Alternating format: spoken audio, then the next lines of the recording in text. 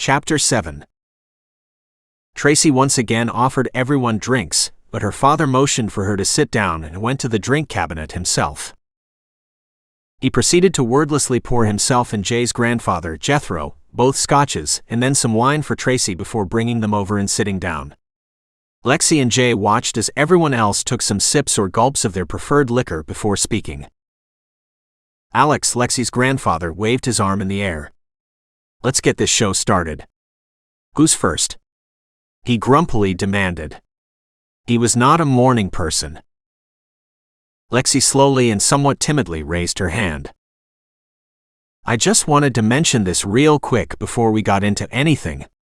Jay and I were talking last night about getting a DNA test done just to make sure about everything.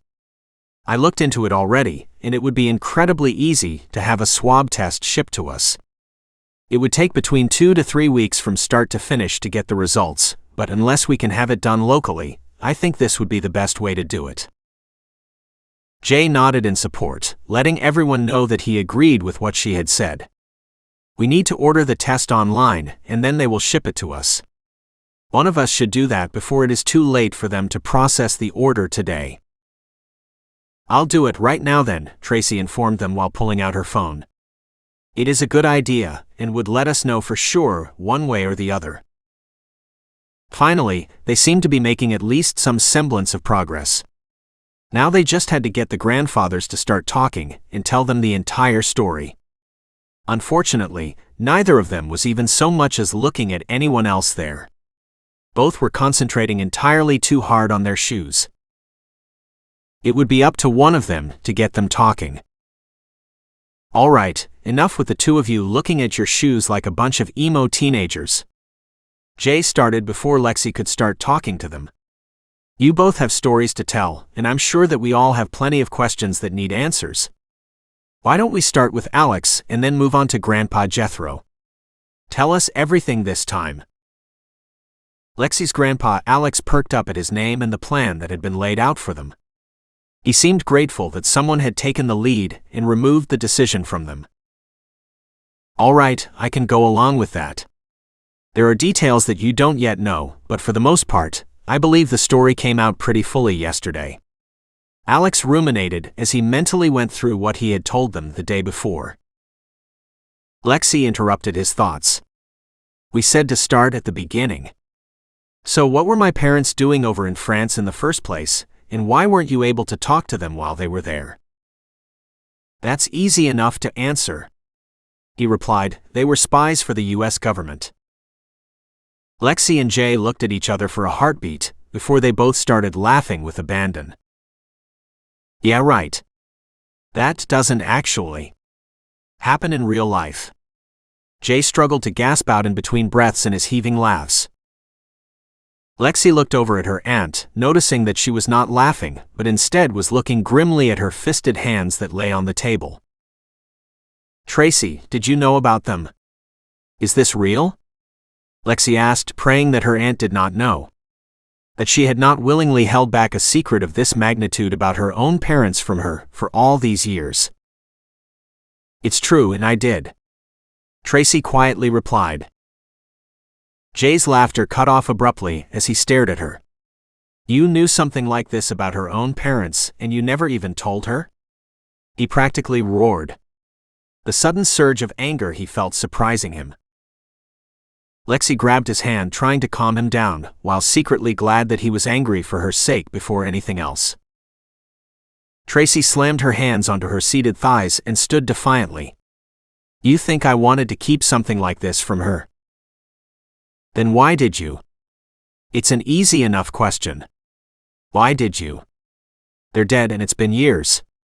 She deserved to know about her parents." Jay threw back at her, projecting a little frustration from his own situation onto hers. "You're right. It is an easy enough thing to say to her, but there are certain complications with her knowing the truth. The government also has a say, unfortunately." Alex quieted them all with this information. The truth was out, or at least part of it was now out. They were certainly heading in the right direction with this, at least.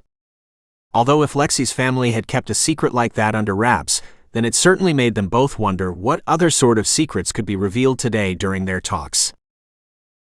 Jay sank heavily into his cushion. Tracy and Alex had just dropped a doozy on the group. It was not something that he had ever expected to be revealed during their talks that day. Moreover, he could see why they would be extremely hesitant to tell Lexie about any of that. It made sense, but he was still upset. They were her parents, and it was something that she had deserved to know a long time ago. It was odd though, Jay found he wasn't mad at them for keeping the secret from her. He was mad because of how it must be making her feel at that moment. Knowing that something that important about her own parents had been kept from her, something that likely changed how she viewed them. Lexie watched as Jay shook his head next to her, wondering what he was thinking. Jay tried to clear his mind and focus on the matter at hand. Being around Lexie once more was throwing him off. She had only been back in his life for a single day, yet his thoughts and emotional control were completely in disarray. None of this made much sense, and to make matters worse, he was finding it hard to keep the way he felt about her in check. Discarding his thoughts, Jay forced himself to focus. This right now was about Lexie and not himself. He could think about his feelings later, preferably much later. Like when they had the results and knew for sure that they were not related. That was the only test result that he would accept. He shook his head one last time to clear the last of his excess thoughts, refocusing on the conversation that was happening in front of him. Okay, hold on right there. Jay interrupted them. You're saying that because they were spies, you couldn't talk to them at all during their time in France. So not only did you not know about Lexie, you're not even sure about me or what kind of role I do or don't play in this little family drama that you have going on here. Is that right? Alex jerked his head up at Jay's tone and question, before slowly and reluctantly nodding his head in agreement. The only information I have to go on is from the newspaper articles and other information I was able to gather while I was over there. Jay glanced around the table, making sure that everyone agreed as well and was following him thus far.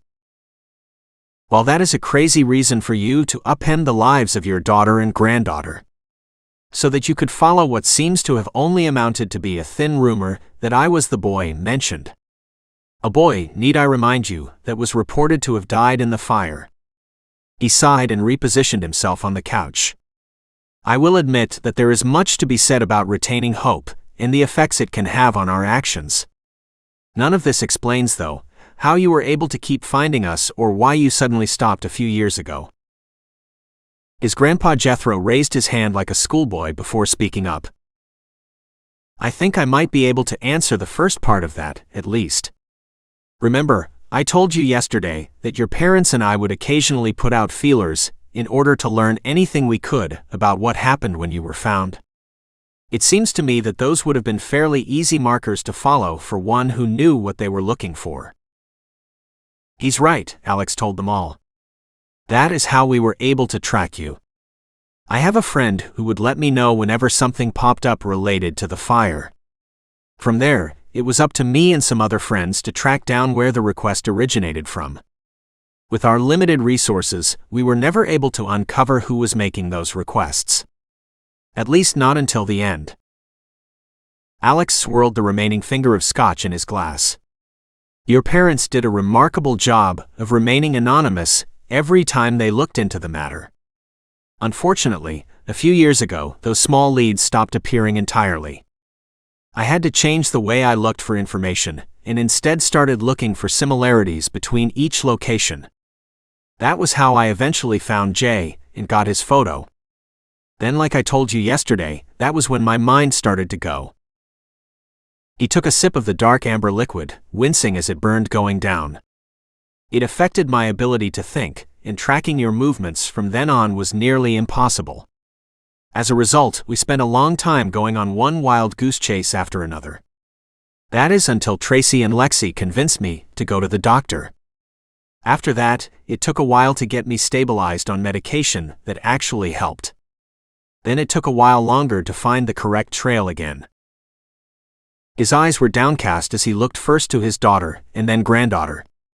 For all of that and more, I must apologize to them both for constantly uprooting their lives and preventing them from living their own in any way."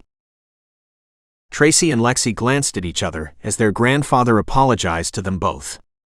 Neither said anything as they just stared into oblivion, both lost in their own thoughts.